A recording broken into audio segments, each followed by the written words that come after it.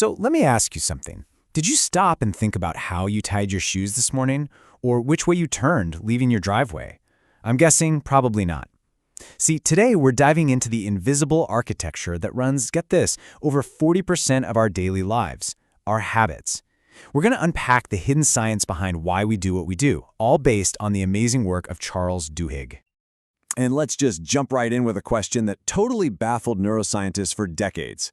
How is it possible for you to learn something new if you have absolutely no memory of ever learning it? It sounds like a riddle, right? Well, the answer to that riddle unlocked the secret engine behind all of our behaviors. To figure this out, we need to meet a man named Eugene Polly. Back in 1993, a viral infection just tragically destroyed the part of his brain that creates new memories. I mean, just try to imagine that for a second. He could tell you all these great stories from his childhood, but he couldn't remember a conversation he'd had just 1 minute ago. Every single moment was a completely fresh start. But then something impossible started happening. His wife, Beverly, she noticed that even though Eugene couldn't draw you a map of his own block, he could walk around it perfectly. Every single morning, he'd go for his walk, he'd navigate every turn, and he'd find his way right back to a front door that he swore he'd never seen before. He was learning, even without a memory. How? Eugene's case was this massive scientific breakthrough. It was the first real, concrete proof that habits live in a totally different part of the brain than memory and reason.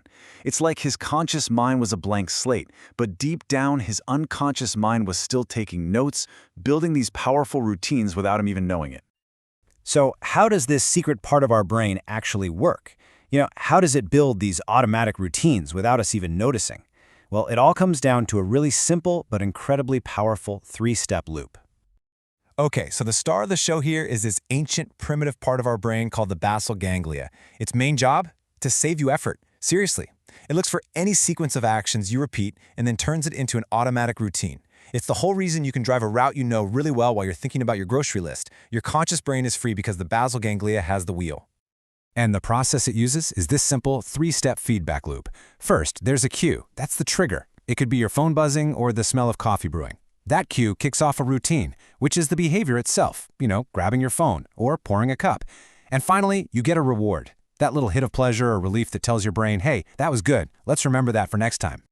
And the efficiency here is just incredible. When some researchers at MIT watched rats learn a maze, they saw this whole process in action. The first time the rat went through, its brain was lit up like a Christmas tree, working super hard to figure out the puzzle. But after hundreds of tries, once the route became a habit, the brain activity just plummeted. The conscious mind basically checked out, letting the habit take over to save all that precious mental energy. But here's the secret ingredient that really makes this whole thing spin. Craving. See, over time, your brain doesn't just want the reward, it starts to anticipate it. The second your phone buzzes, your brain is already craving that little dopamine hit you get from a new text. That craving, that's the engine that makes the whole loop automatic. Okay, so we can see how this loop shapes our personal lives, right? But what happens when you take this idea and apply it on a massive, massive scale? Well, it turns out this exact same simple loop can totally revolutionize a huge, struggling corporation. Let's talk about Alcoa, one of America's biggest aluminum companies. Back in the late 80s, the company was in real trouble. And to make things worse, Wall Street was terrified of its brand new and kind of weird CEO. So in his very first speech to investors, the new CEO, Paul O'Neill, he gets up there and he doesn't mention profits, not once. He doesn't talk about revenue or market share. He talks about one thing and one thing only, worker safety. He told them his goal was to bring workplace injuries at Alcoa down to 0. The room was stunned. One guy literally ran out to call his clients and said, the board put a crazy hippie in charge and he's going to kill the company. But O'Neill knew something nobody else did. He was targeting what's called a keystone habit. This is a single core behavior that when you change it, it sets off this amazing chain reaction, creating a cascade of other good habits. Think of it like the one domino that when you tip it over, it knocks down all the others. And the results? They were absolutely staggering. By focusing like a laser on that one keystone habit of safety, O'Neill didn't just make Alcoa the safest company on the planet, he made it one of the most profitable.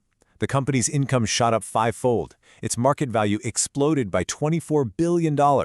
Turns out the crazy hippie was a genius. So how on earth did focusing on safety make the company so much money? Because to get to zero injuries, everything else had to get better. Communication had to become flawless, because workers on the floor needed a direct line to VPs. The manufacturing process was perfected to prevent accidents, which led to higher quality aluminum. That one keystone habit of safety forced a chain reaction of excellence everywhere. This is some really powerful stuff, right? From Eugene Pauly's daily walk to Alcoa's amazing turnaround, it's all powered by the exact same loop. And the best part is, you can use this knowledge too. There's a practical, straightforward framework for redesigning any habit you want in your own life.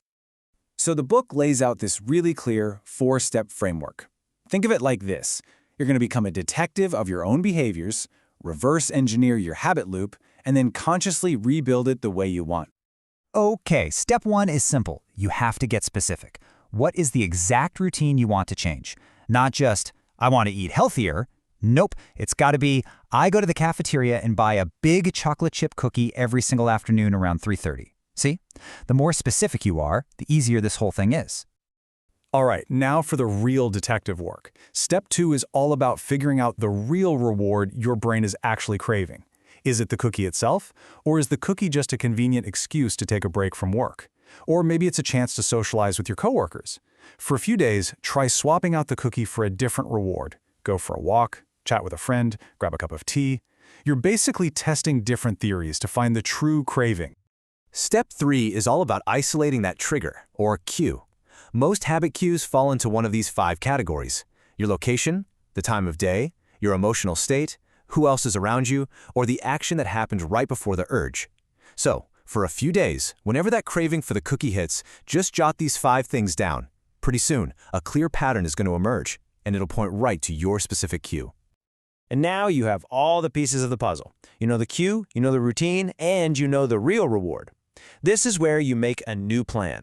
For instance, at 3:30 p.m. every day, that's the cue, instead of getting a cookie, I will walk over and talk to my friend for 10 minutes. That's the new routine. To get a fun social break, that's the reward. And this all leads us to the golden rule of habit change. It's incredibly hard to just stop a bad habit cold turkey. That old cue and craving are still there, lurking. The most effective way to change is to keep the old cue, deliver the old reward, but just insert a new routine. You're basically hijacking your old habit loop and putting it to better use.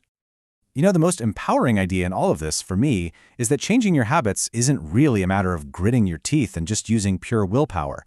It's not a moral failing, it's a skill. It's about understanding the blueprint of your own behavior and then consciously deciding to become the architect of a new design. And here's the thing. Once you see this habit loop, you can't unsee it. You start seeing it everywhere in your own life. And that gives you the power to choose.